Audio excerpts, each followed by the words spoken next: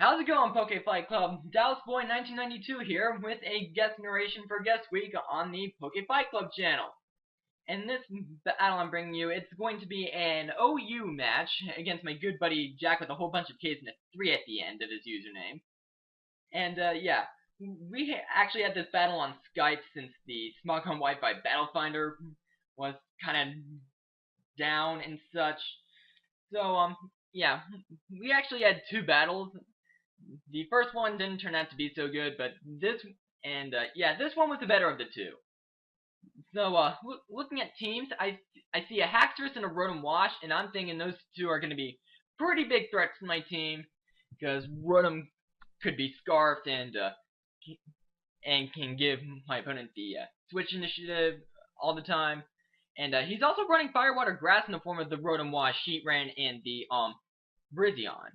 And pretty much the best things I have for his team are the Reuniquist and the Tyranitar that I have on my team, so keep those two alive and I should be okay. So I hope you guys enjoyed this battle, and let's get this show on the road! My opponent leads off with his Rotom Wash, and I'm going to be leading off with my Heatran. And I know that he could predict my switch into Gelatin to take potential Hydro Pump, so I just stay in, and the Rotom actually goes to the Volt Switch, giving him the first turn switch initiative. And off the Volt Switch out to Gliscor, which I pelt with Fire Blast, and something in the back of my head was telling me, go for the HP Ice, he's gonna Volt Switch into Gliscor! But I really should have listened to the little voice in my head, and you'll see why a little later. So now it comes Dragonite to try to sponge the Earthquake, which it does, and this will allow me to set up a Dragon Dance, because my multi-scale is intact and whatnot, and Gliscor goes to the Taunt, which that play I kind of felt a little weird about, but hindsight's 2020 and it doesn't allow me to set up any further. And after I hit the Gliscor with the Dragon Claw, I get frozen by Ice Fang, but it doesn't really matter too much in the long run. But my Dragonite will be taking a little extra damage, and yeah, I'd stay frozen for one turn, and that allows Gliscor to hit me with an Ice Fang. And but on the next turn I Unthaw and KO the Gliscor with a Dragon Claw, leaving me with a 6-5 lead, but with my bulky Dragonite kind of worn down. So now comes Rotom. Here I kind of predict Trick and switch into my Heatran, but the Rotom actually goes to the Volt Switch, and yeah, now thinking about that switch was pretty stupid. I don't know why he went to the Trick. But anyways, out comes Espeon, sets up a Light Scream, and that Light Scream will allow Espeon to sponge that Fire Blast. With its, I think Espeon's special bulk is pretty nice, and I missed Fire Blast back there after he set up the Reflect, and I tried going for the HP Ice over there, predicting the Gliscor, or no wait, I was predicting Haxorus there. So yeah. Now the Psychic's a little obvious, so I switch into my Tyranitar to set Sand, which forces Espeon to switch out, and here I actually go for the Superpower over pursuing the Espeon, because I was a little more afraid of the Haxorus than I was the Espeon. But Virizion will be taking that Superpower very nicely because of the Reflect and whatnot. So this pretty much allows me to send in my Fortress, kill it with Fire, and the Virizion will be taking the opportunity of my switch to set up a Sword Stand. And now Stone Edge is coming my Fortress's way. I take that relatively nicely, even though it's at +2, and slam the Virizion with the Gyro Ball, which actually does a pretty decent jump, despite the Reflex being up. So now Virizion's going to be going for close combat, gets a crit, which probably didn't matter too much in the long run. I was going for a layer of Spike, but what can you do? So I see that the Light Screen will wear off, so I'm just gonna be switching in my Dragonite as Death Spotter, just so I can stall out that one turn of Reflect, and send in my Tyranitar for free without taking any damage and whatnot, to slam this Virizion with a Superpower. So yeah, that was my thought process right there. So I'm going to be setting up my Tyranitar again, going for the Superpower. I scored a crit on the Virizion.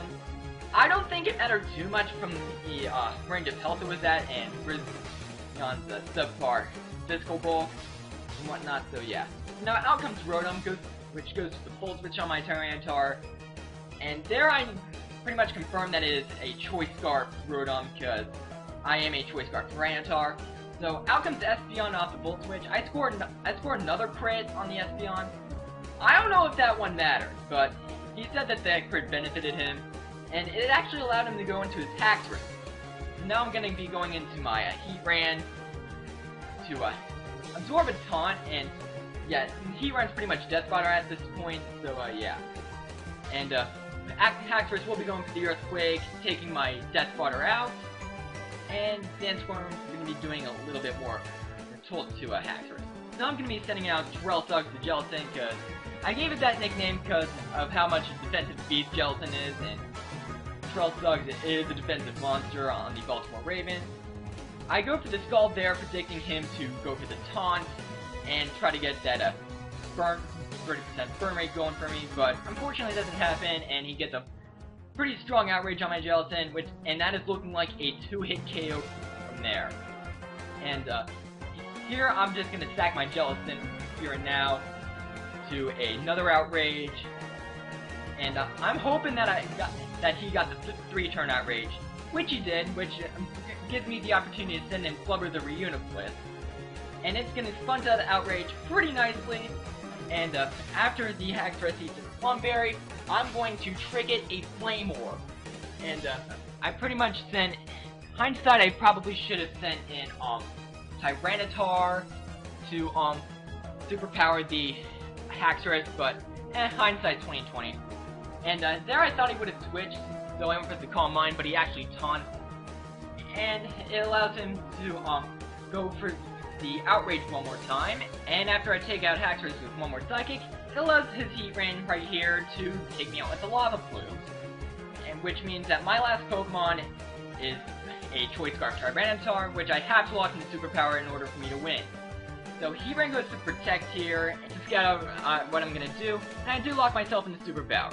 And here Heatran goes to Protect, and I just paused the video here just to give you an oversight of what I need to do. Okay, from this point on, he has to have his double Protect attempts fail. I need to crit this Heatran with his Superpower, and his Rotom needs to miss 2 Hydro Pumps. Because I know I can live at least one of these. I know I can live at least 1 Hydro Pump because of the Sandstorm. So, yeah, that's pretty much the game plan going from here on out. So, yeah. So anyways, Heatran tries to pull off the double Protect, but it actually fails. And that'll allow me to go for the Superpower, and I do score that crit that I needed right here. And this crit is definitely going to be coming into play, as you will see later. So now his last Pokemon is Rotom. It is Rotom versus Tyranitar, Mono v Mono, and he misses that first Hydro Pump that I needed to miss, and yeah, that Rotom actually takes a -1 Superpower better than I thought, but then again, it's at -1. And now Rotom hits me with the Hydro Pump, and like I expected, I lived 1 with 33, and I smack him with another Superpower, and it pretty much comes down to this next turn. So Rotom goes to the Hydro Pump, but he misses, and I get off the Superpower, and that will be the very, very close 1-0.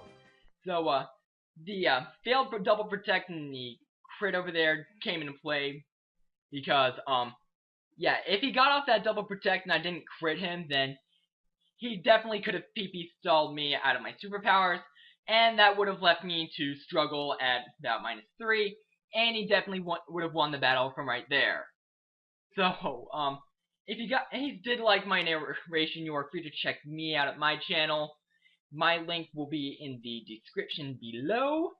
And same goes for my opponent, Jack with a whole bunch of Ks and a 3. I think his link will be in the description. And yeah, thank you for having me over for guest upload week, and brilliant game, Jack. So rate, comment, subscribe, and I guess I'll see you guys in the near future.